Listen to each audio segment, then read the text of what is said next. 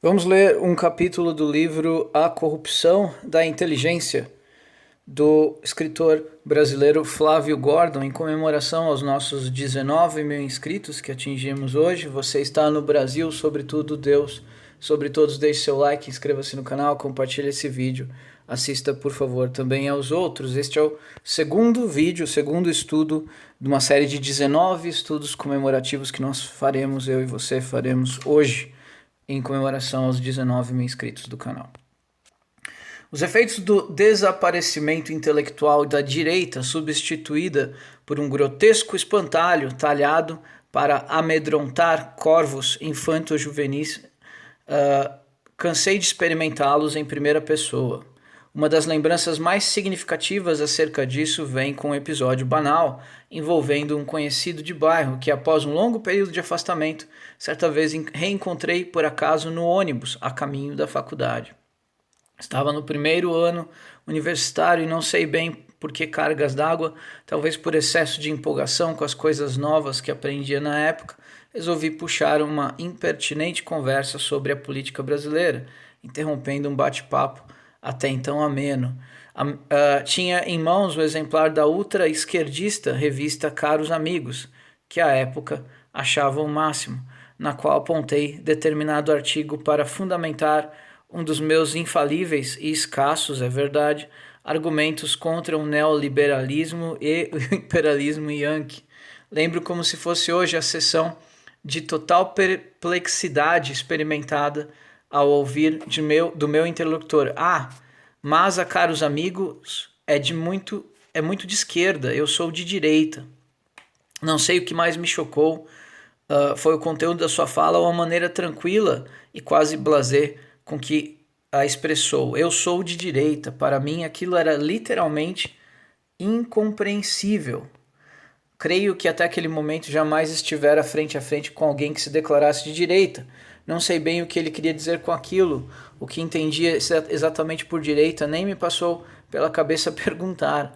À época eu estava plenamente convicto de que pessoas de direita só podiam ser criaturas ignorantes ou malignas.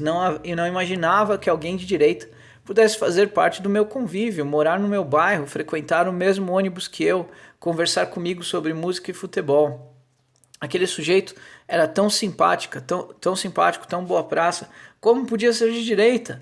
E como era capaz de dizer aquilo sem corar? A verdade é que nunca pensara num direitista como um ser de carne e osso. Direita, para mim, jamais foi uma realidade objetiva historicamente identificável.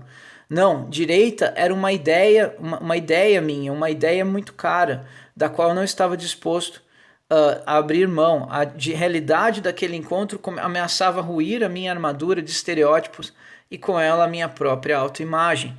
Na época, é claro, eu não tinha maturidade para lidar com a situação. Dispensei mentalmente o sujeito com um raciocínio do tipo: ele nem sabe o que está dizendo, é um ignorante, e balbuciei meia dúzia de clichês desconexos. A verdade é que fiquei sem resposta e sem ânimo. A conversa morreu. No ponto de parada, despedi-me cordialmente, já sem a mínima vontade de reencontrá-lo. Um dia pensei, ele haveria de ler Caros Amigos e compreender a verdade. No fundo, ele também devia ser de esquerda, apenas não sabia disso. Um dia, mas eu estava sem paciência de esperar. Hoje a memória daquela experiência pessoal, ao mesmo tempo embaraçosa e esclarecedora, me faz compreender por que o esquerdista brasileiro médio, o esquerdista brasileiro médio, onde eu parei aqui? Brasileiro médio teme tanto o encontro com uma direita real e autoconsciente, e o porquê de todo o aparato institucional erguido para evitá-lo. Durante os mais de 10 anos que estive dentro do ambiente acadêmico das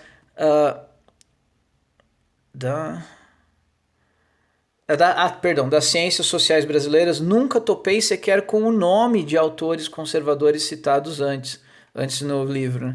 Muito menos com suas ideias. Lembro-me perfeitamente de quando, por exemplo, na escola ou na faculdade, mencionava-se o nome de Roberto Campos como um dos principais expoentes do pensamento liberal brasileiro. O homem era tratado invariavelmente como motivo de chacota. O principal argumento contra ele era apelidá-lo jocosamente de Bob Fields, rechaçando por ser entreguista e dando o assunto por encerrado, sem que nada mais fosse dito e, obviamente, sem que nada perguntássemos. Eu e todos os outros jovens da minha geração absorvemos passivamente aquele, digamos, argumento, prevenidos contra uma leitura que fatalmente nos corromperia a alma em flor. Todos já sabíamos que Roberto Campos não prestava. Conhecer suas ideias era coisa perigosa e, de resto, desnecessária. Então, senhores, feita a leitura, como eu disse no estudo anterior, praticamente a gente não precisaria nem comentar. Só a leitura disso já basta para ser uma nutrição intelectual, uma nutrição cognitiva, que, como o próprio autor Flávio Gordon disse, nos foi negada por décadas no Brasil. Eu lembro que, tirando a parte acadêmica, essa parte é absolutamente verdade. Eu lembro que no primeiro ano de Direito, o professor de Filosofia de Direito me disse, isso numa terceira tentativa de fazer Direito, já terceira faculdade diferente, o professor disse, porque a Dilma, tinha acabado de ocorrer o impeachment da Dilma, ele disse, a Dilma foi impeachmentada por ser mulher. Ele falou isso pra mim, daí obviamente já era red pilado na época, e uma sala com 100 alunos, todo mundo, ok. Nenhum, assim, parecia estar chocado com essa declaração. Daí eu falei, professor, a Dilma virou mulher no segundo mandato, porque no primeiro mandato, até onde eu sei, ela já era mulher e não foi impeachmentada. E daí ele ficou igual o Flávio Gordon quando o amigo falou que era de direita. Ele não conseguia nem responder, porque ser questionado por um aluno de primeiro ano... Na verdade que eu era um aluno de terceiro ano, porque eu parei direito muitos anos antes no terceiro ano e quis voltar desde o primeiro para, entre aspas, aprender mais. Mal sabia eu o que me esperava. Foi daí para baixo, foi dancinha contra o fascismo, evento contra a dengue. As faculdades de Direito do Brasil são uma piada. Senhores, então, tirando isso do ambiente acadêmico, eu lembro que quando eu era criança, na banca de jornal, eles vendiam uma série que chamava Os Pensadores, com capa dura, e daí tinha livros baratíssimos e de altíssima qualidade de filósofos, de pensadores importantes da política e tal. Só gente de esquerda. Nunca, nem jamais, só gente de esquerda, gente praticamente demoníaca mesmo. O grande nome era Voltaire, o filósofo francês. Absolutamente queridinho da esquerda, porque abomina o cristianismo e tal.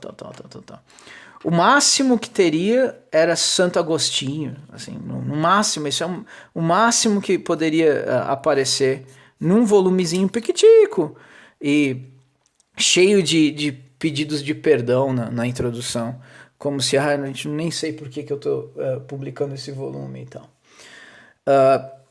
Então, durante muitos anos, nós fomos doutrinados a pensar como esquerda, nem sonhar que havia liberalismo econômico ou pensamento conservador, nada disso existe. E se existe é lixo. A academia não reconhece. A academia era a esquerda. São os professores que se infiltraram nas universidades. Essa é a academia brasileira. Esse lixo... Esse pessoal que falava, isso não é reconhecido pela academia, ou seja, não é reconhecido por mim, um doutrinador esquerdista, é isso que eles queriam dizer. E assim foi durante décadas e décadas e décadas, e não fosse a internet, duraria para sempre.